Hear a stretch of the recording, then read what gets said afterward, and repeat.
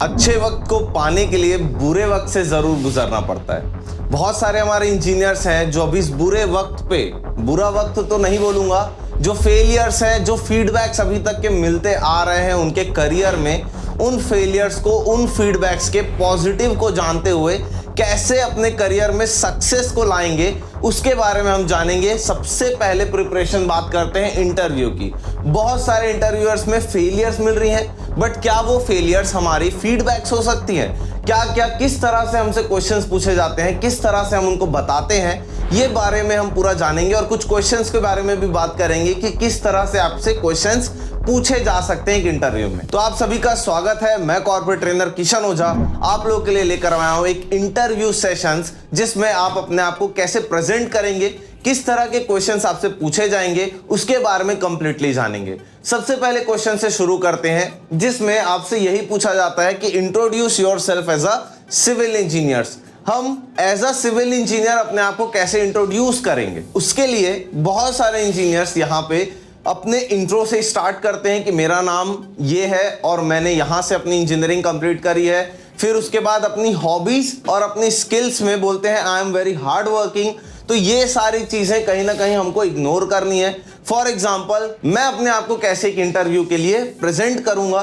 तो मेरा नाम किशन ओझा है, मैंने अपनी सिविल इंजीनियरिंग 2015 में कंप्लीट करी। कंप्लीट करने के बाद मैंने ये कंपनी में अपने लिए अप्लाई किया था एज अ दिस डेजिग्नेशन के लिए। वहां पे मैंने ये स्किल सेट्स में काम किया है और उसके बाद मैं अब कंपनी स्विच करना चाहता हूं, क्योंकि मैं अपने आप को और न्यू चैलेंजेस देना चाहता हूं, जिसमें मैं न्यू कंपनीज में न्यू रोल्स एंड रिस्पॉन्सिबिलिटीज के साथ वहां पे वर्क करूंगा। तो यहां पे हमको ये ध्यान रखना है कि हमको अपने कुछ नेगेटिव्स के बारे में बात नहीं करनी है, ना ये अपने हॉबीज के बारे में बताना है, कुछ नहीं। बस आपको अपने स्किल्स के बारे में बताना है कि हाँ, मेरे को एस्टिमेशन निकालने आता है, I know how to read architectural drawing, structural drawing, उसके साथ में ही उसको देखते हुए उसका बीबीएस सॉल्व करना, क्वांटिटी सर्वे निकालना, उसके बाद पूरी प्लानिंग करना एमएसपी के थ्रू, प्राइमावेरा के थ्रू। तो ये सारे स्किल्स के बारे में आपको पहले ही बता देना है। आई नो ये सारी स्किल्स आपके रिज्यूमे में भी लिखी होंगी, बट जो भी चीजें यहाँ पे आप बोलते हो उसी से ही रिलेटेड आपसे क्वेश्चंस पूछे जाएंगे।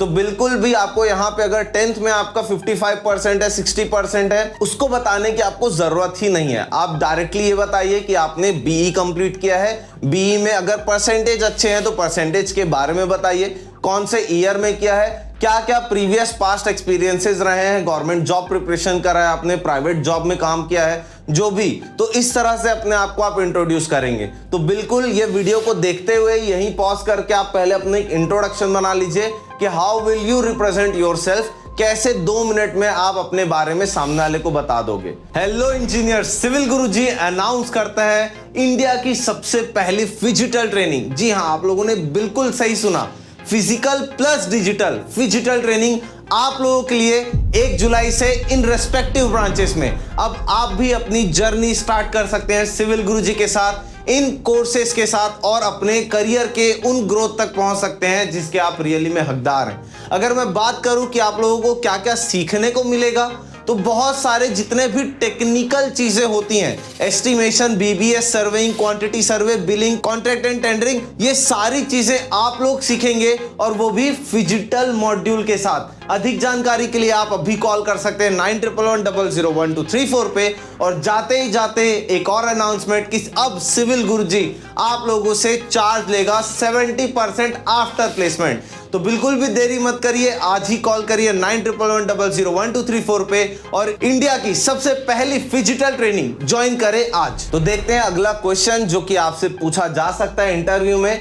So what is the hydration of cement? क्योंकि अब जब भी पानी को मिक्स करते हैं उस कंक्रीट में, तो वहां पे किस तरह का रिएक्शन जनरेट होता है उसके बारे में पूछा जा रहा है। तो जैसे अब यहाँ पे आपके पास 4 ऑप्शंस हैं, जिसमें पहला chemical reaction of cement with water, chemical reaction of cement with acid, chemical reaction of cement with base, chemical reaction of cement with salt and acid.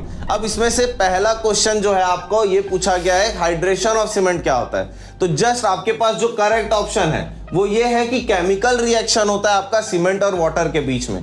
यहां पे उसका एक्सप्लेनेशन भी है, ये पीपीटी मैं आपको नीचे लिंक में भी प्रोवाइड कर दूंगा, वहां से आप इसको डाउनलोड करके भी इसके आंसर्स को देख सकते हैं। तो पहला क्वेश्चन ये हुआ। अब दूसरे क्वेश्चन की बात करें तो for complete hydration of cement the water cement ratio required, मतलब वाटर सीमेंट रेशियो कितना जरूरी है एक हाइड्रेशन ऑफ सीमेंट को जनरेट करने के लिए। 5 सेकेंड है आप लोगों के पास, जल्दी से आंसर्स को देख लीजिए क्या क्या क्वेश्चंस, ये पूरे आपके ऑप्शंस यहाँ पे सिलेक्टेड हैं। आपको बस ये सिलेक्ट करना है कि कौन सा आंसर सही होगा। जैसे हम किसी भी सीमेंट में वाटर को मिक्स करते हैं, वहां पे एक हीट ऑफ हाइड्रेशन जनरेट होता है, तो कितना पानी या कितना वाटर सीमेंट रेशियो हमको मेंटेन करना है कि वो हाइड्रेशन ऑफ सीमेंट जनरेट हो, उसके लिए जो आंसर है आपका वो ये है more than 0.35 but less than 0.60। इसका अगर एकदम एक्यूरेट आंसर बोले अपन तो 0.36 होता है, बट आप ये वाले ऑप्शन को यहाँ पे सिलेक्ट कर सकते हैं। तीसरे क्वेश्चन पे जाए तो how many times in each layer of concrete rodded in slump cone. इसका मतलब कि जब आप स्लम कोन में कंक्रीट को फिल करते हैं तो उसमें जो रॉड, टेम्परिंग रॉड से हम लोग उसको फिक्स करते हैं, टैंप करते हैं, तो वो कितने बार हमको करना चाहिए। तो यहाँ पे ऑप्शन आपके 75, 12 to 15, 25 और 35 to 65। क्या लगता है आपको आंसर क्या होगा?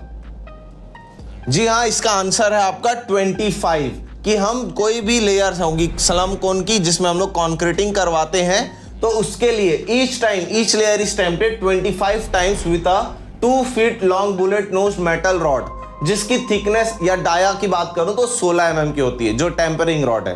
तो इसके लिए करेक्ट आंसर है कि जब भी हम लोग कंक्रीट को फिल करते हैं स्लम कोन में, तो जैसे जैसे लेयर्स में फिल करते जाते हैं उसको 25 बार हमको टेम्परिंग रॉड से उसको पुश करना पड़ता है, टैम्प करना पड़ता है। नेक्स्ट क्वेश्चन देखते हैं। नेक्स्ट क्वेश्चन है which apparatus is generally used to measure the soundness of cement. अब साउंडनेस ऑफ सीमेंट से क्या समझ में आता है कि जो चेंज होता है वॉल्यूम में उसके कंक्रीट के, उसके कैलकुलेशन को साउंडनेस ऑफ सीमेंट बोलते हैं, जिसके लिए हम लोग कौन सा apparatus का यूज करते हैं। तो यहाँ पे आप ऑप्शन देख पा रहे हो, विकेट apparatus, साउंडनेस मीटर, डफ एब्राम्स apparatus या लीड चैटलियर apparatus। तो इसमें से चारों में से कौन सा ऑप्शन सही होगा, आपको क्या लगता है? तो आई होप कि आपको समझ में आ गया होगा कि इसके लिए जो हमारा करेक्ट ऑप्शन है वो है ली चैटलियर apparatus। तो the apparatus conducting the Lee Chatelier test should be conformed to IS 55141969।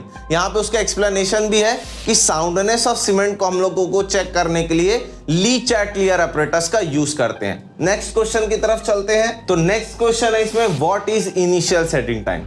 आप लोगों ने पूरा initial setting time, final setting time अपने कॉलेजेस में भी पढ़े हैं, जिसके लिए हम लोग विकेट apparatus का यूज करते हैं। यहाँ पे एक आंसर ये भी होता है कि हाँ, इनिशियल सेटिंग टाइम 30 मिनट्स का होता है, फाइनल सेटिंग टाइम आपका 10 आवर्स का होता है।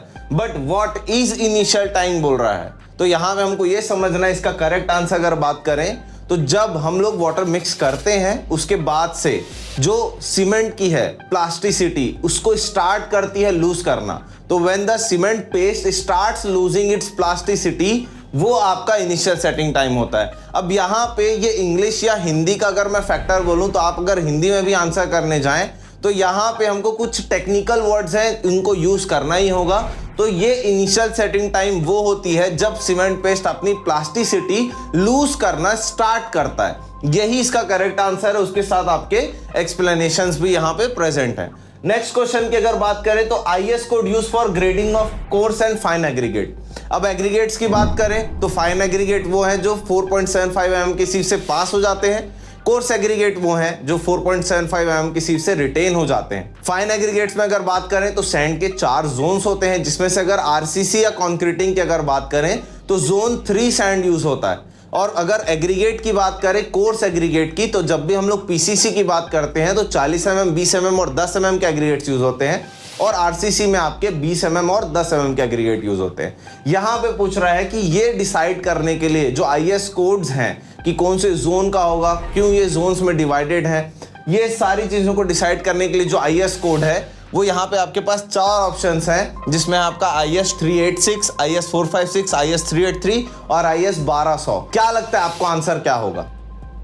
तो इस क्वेश्चन का आईएस कोड जो हम लोग फाइन एग्रीगेट और कोर्स एग्रीगेट यूज करते हैं वो आईएस यूज करते हैं आपका IS 383, जिसमें आपको completely fine aggregate, coarse aggregate के ग्रेडिंग जोन्स और कैसे हम इसकी डेंसिटीज और ये सारी चीजों के बारे में कंप्लीटली इस में दिया हुआ है। नेक्स्ट क्वेश्चन की तरफ चलें तो नेक्स्ट क्वेश्चन यहाँ पे आ रहा है आपका work of admixture in concrete. अब यहाँ पे हमको ये सब भी समझना है कि एडमिक्सचर का रोल क्या होता है। सबसे पहले तो जो डिफरेंट टाइप के एडमिक्सर्स होते हैं, अगर मैं बात करूं एक्सेलरेटर्स, रिटार्डर्स, वाटर रिड्यूसर्स, प्लास्टिसाइजर्स, ये सारी चीजें का अपना अपना एक रोल है। तो बेसिकली एडमिक्सर कंक्रीट में मिक्स क्यों किया जाता है, उसके लिए यहाँ पे आप 4 ऑप्शंस देख पा रहे हैं। क्या लगता है इसमें से सही आंसर क्या होगा? इन चारों ऑप्शंस में अगर बात करें तो enhance the properties of concrete, to change the colour of concrete, to change the density of concrete, to reduce strength of concrete. अगर इसके सही आंसर की बात करें तो इसके लिए सही आंसर है आपका एनहेंस द प्रॉपर्टीज। तो यहाँ पे बात करें एडमिक्सर्स की, तो इन एडमिक्सर्स को सिर्फ इसीलिए ही डाला जाता है ताकि कंक्रीट में हम लोग उसकी प्रॉपर्टीज को चेंज कर सके। कहीं कहीं पे हमको उसकी स्लो सेटिंग की ज़रूरत होती है, कहीं कहीं पे फास्ट सेटिंग की ज़रूरत होती है, कहीं कहीं पे आपके मास कंक्रीटिंग में अलग different type of cements use होते हैं। तो उसके लिए हम इन डिफरेंट टाइप्स ऑफ एडमिक्सर्स का यूज करते हैं। नेक्स्ट क्वेश्चन की बात करें तो नेक्स्ट क्वेश्चन में है आपका minimum grade of concrete for RCC. आप लोगों ने रेनफोर्स्ड सीमेंट कंक्रीट के बारे में सुना है, तो रेनफोर्स्ड सीमेंट कंक्रीट के लिए हम लोग कौन सा मिनिमम ग्रेड ऑफ कंक्रीट को यूज करते हैं? ग्रेड्स की बात करें तो M5 से लेकर M25 तक के हैं, जिसमें M20 तक के आपके नॉमिनल मिक्सेस होते हैं और M25 अप टू M80 तक में आपके मिक्स डिजाइन होते हैं। थोड़ा सा इसमें हिंट दूं तो मैं नॉमिनल मिक्सेस में आपके पास ऑलरेडी प्रोपोर्शंस गिवन होते हैं और मिक्स डिजाइन में हमको प्रोपोर्शंस को फाइंड आउट करना होता है। तो नॉमिनल मिक्सेस में किसी तरह का कोई साइंटिफिक बेस कैलकुलेशन हमको जरूरत नहीं पड़ती, बट मिक्स डिजाइन में हमको साइंटिफिक बेस प्रोवाइड करना पड़ता है और calculation trial and error method के थ्रू करना होता है। तो मिनिमम ग्रेड जो हमको कंक्रीट के लिए करना होता है, क्या लगता है M7.5, M10, M20, M15 क्या हो सकता है सही आंसर? तो इसके लिए जो करेक्ट आंसर है यहां पे है M20।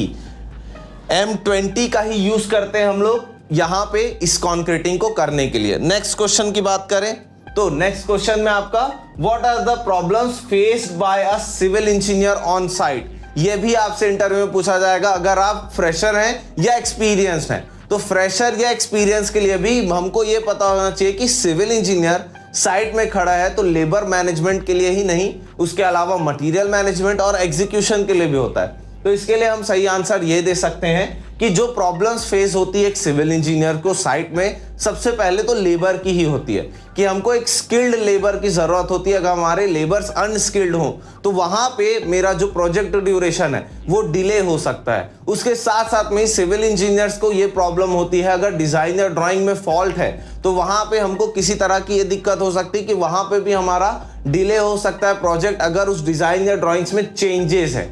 तीसरी चीज मटेरियल मैनेजमेंट की बात करें तो जैसे अभी बरसात का मौसम आने वाला है तो वहां पे सिविल इंजीनियर्स को ये प्रॉब्लम होती है कि वहां पे भी एग्जीक्यूशन में डिले हो सकता है पानी बरसात के कारण। तो उस केस में हमको जो मटेरियल्स है उसके स्टोरेज का ध्यान रखना पड़ता है। चौथी बात करें प्लानिंग की, तो प्लानिंग में ये होता है कि हमने जो ऑलरेडी डिसाइडेड होता है कि हमारा प्रोजेक्ट इतने से इतने ड्यूरेशन में चलना चाहिए, बट इसके अलावा भी प्रोजेक्ट डिले होता है। तो ये जो प्रोजेक्ट डिले है यही मेन प्रॉब्लम होता है एक सिविल इंजीनियर्स का, क्योंकि अगर प्रोजेक्ट डिले हुआ तो कहीं ना कहीं मेरा टाइम ज्यादा हो गया, कॉस्टिंग भी ज्यादा लगेगी और कहीं ना कहीं ये कॉस्ट और ये टाइम को बचाने के लिए बाद में मैं क्वालिटी से कॉम्प्रोमाइज करूं, तो इस चीज पे बचना है कि हमको हमेशा कॉस्ट, टाइम और क्वालिटी ये 3 चीज पे फोकस करना है। सिविल इंजीनियर्स की मेन प्रॉब्लम यही 3 होती है।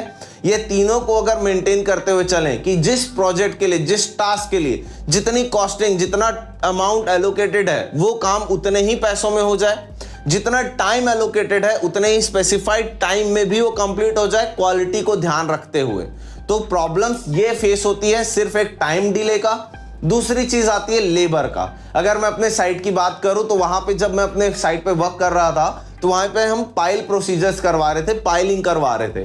तो पाइलिंग के लिए हमने एक टीम बुलवाई थी, वेस्ट बंगाल तरफ से आई थी एक टीम जो कि हैंड के थ्रू, क्योंकि हम लोग को एक साइट में सिर्फ 15 पाइल ही करवानी थी, तो हमने TMR ना यूज करते हुए हैंड पाइलिंग करवाई, क्योंकि वहां पे आपके ट्रांसपोर्टेशन जो मोबिलिटी है वो हम लोग वहां प्रोवाइड नहीं कर पा रहे थे। तो वहां पे हैंड मैनुअल के थ्रू ये हो रहा था कि वहां की जो मिट्टी थी वो काली मिट्टी थी और बहुत धंस रही थी। तो जो लेबर्स थे उनकी मेहनत एक बार करने के बाद फिर वो मिट्टी धंस जाती थी, फिर उनको करना पड़ता था। तो ऐसे कर करके लेबर्स बार बार भागते जा रहे थे। तो इसके सॉल्यूशंस को हम लोग को देखना था कि ये प्रॉब्लम आ रही थी, तो इसके सॉल्यूशन को कैसे कर सकते हैं? तो पाइलिंग में आप लोगों ने केसिंग पाइप्स के बारे में सुना होगा। केसिंग पाइप्स को लगा दिया जाता है ताकि जो मिट्टी गिर रही है बार बार वो ना गिरे। अब ये टेम्पररी भी हो सकते हैं, परमानेंट भी हो सकते हैं। तो यहाँ पे इन सारी प्रॉब्लम्स, तो आप अगर साइट में ऑलरेडी वर्क कर रहे होंगे तो आपके साइट में जो भी प्रॉब्लम्स आई होंगी उनको आपको डिस्कस करना है, और उन सिर्फ प्रॉब्लम्स को ही नहीं, उनके सॉल्यूशंस को भी आपको डिस्कस करना है कि कैसे आपने उसका सॉल्यूशन को प्रोवाइड किया था वहां पे साइट में रहते हुए। और फ्रेशर अगर इंजीनियर्स की बात करें क्या क्या प्रॉब्लम्स फेस होती है, तो आप कॉस्ट, टाइम और क्वालिटी की भी बात कर सकते हैं। क्वालिटी में बात करें तो कॉन्ट्रैक्टर्स जो हैं वो कहीं ना कहीं अपने पैसे बचाने के लिए भी काम करते हैं। तो सिविल इंजीनियर का काम ये भी है कि अगर वहां पे लिखा हुआ है कि एक जो कंक्रीटिंग हो रही है फुटिंग की, वहां अगर 10 बोरी डलनी है तो वो 10 बोरी डलनी चाहिए। और ऐसा नहीं कि जमीन पे मिक्सिंग चल रही है, प्रॉपर वहां पे आरएमसी, फ्यूरी या मशीन मिक्सिंग होनी चाहिए। ये सब क्वालिटीज का हमको ध्यान रखना है। कंक्रीटिंग होने से पहले वहां पे प्रॉपर क्यूब्स हो, कोई भी वर्क करवाने के लिए डॉक्यूमेंटेशन प्रोसेस सही हो, हर तरह के रिपोर्ट्स आप लोगों के पास अवेलेबल हो, तो एक फ्रेशर भी इस क्वेश्चन का आंसर दे सकता है क्योंकि उसको पता है कि क्या क्या प्रॉब्लम्स आ सकती है। सिर्फ आपको टाइम, कॉस्ट और क्वालिटी पे फोकस रखना है। यही 3 प्रॉब्लम्स हैं जो एक साइट पे आती है, और जो साइट एक्सपीरियंस है उन्होंने ऑलरेडी ये चीज फेस करी है, तो उन प्रॉब्लम्स को कैसे आपने सॉल्यूशन पे कन्वर्ट किया उस चीज पे आपको फोकस करना है। तो ये सब बातें थी आपकी जो भी इंटरव्यू में हो सकती हैं आपसे। सबसे पहले आपका इंट्रोडक्शन, कि आपको अपना इंट्रोडक्शन 2 मिनट में इतना प्रिसाइसली रखना है। उसमें हॉबीज के बारे में नहीं बात करना है, हार्ड वर्किंग हो या नहीं उससे कोई फर्क नहीं पड़ता है। आपको ये फोकस करना है कि आपके पास क्या क्या स्किल्स है सिविल इंजीनियर की, उसको आपको वहां डिस्प्ले करना है। अपने नेगेटिव्स के बारे में नहीं, सिर्फ अपने आप को पॉजिटिव्स के बारे में ही कंपेयर करना है। दूसरे, आपसे सेट ऑफ क्वेश्चंस पूछे जाएंगे। हो सकता है आपसे 10 क्वेश्चंस ऐसे पूछे जाएं जिसमें से सिर्फ आप 6 या 7 का ही आंसर दे पाए, तो यहां कॉन्फिडेंस आपकी की है कि आपको ये कॉन्फिडेंस रखना है कि हाँ ये क्वेश्चन नहीं हुआ, उसमें टाइम वेस्ट नहीं करना है, गलत आंसर नहीं देना है और आपको नेक्स्ट क्वेश्चन में जंप करना है। फिर लास्ट आपसे यही पूछा जाएगा कि क्या क्या प्रॉब्लम्स एक फेस कर सकता है एक सिविल इंजीनियर। देन उसके बाद आपके सैलरी नेगोशिएशन की बात आती है, उस पर भी हमने ऑलरेडी वीडियो बना चुका है, और जितने क्वेश्चंस हैं इससे रिलेटेड और भी क्विजेस हमारे ही यूट्यूब चैनल में अवेलेबल है। ये तो एकदम जनरल सेट ऑफ क्वेश्चंस है कि एकदम बेसिक क्वेश्चंस थे। इसी तरह के क्वेश्चंस और चाहिए तो आप कमेंट सेक्शन में बता सकते हैं। कोई स्पेसिफिक डेजिग्नेशन के लिए आपको एक क्विज चाहिए तो उसके लिए भी आप कमेंट में सेक्शन में पोस्ट कर सकते हैं, कमेंट कर सकते हैं। तो आई होप ये वीडियो आप लोगों को पसंद आया हो, एक बेसिक कॉन्सेप्ट समझ में आया हो कि हाँ हम फेलियर्स करेंगे, बट उन फेलियर्स के जो फीडबैक्स है उन फीडबैक से हम कैसे समझते हैं और अपने आप को कैसे आगे बढ़ाते हैं एक सक्सेसफुल या एक स्किल्ड इंजीनियर के थ्रू। तो इस चीज पे हमको फोकस करना है, फेलियर्स पे फोकस नहीं करना है। बस इतना ही है। इसके बाद ये अगर वीडियो पसंद आया हो तो आप बिल्कुल लाइक कर दीजिए, और अगर आप चैनल पे नए हैं तो सब्सक्राइब बटन को भी क्लिक कर दीजिए और बेल आइकन को भी प्रेस कर दीजिए ताकि आगे आने वाली वीडियोस की नोटिफिकेशंस आप सभी को मिल सके। बहुत बहुत धन्यवाद ये वीडियो वॉच करने के लिए। बने रहिएगा ऐसे ही सिविल गुरुजी के साथ।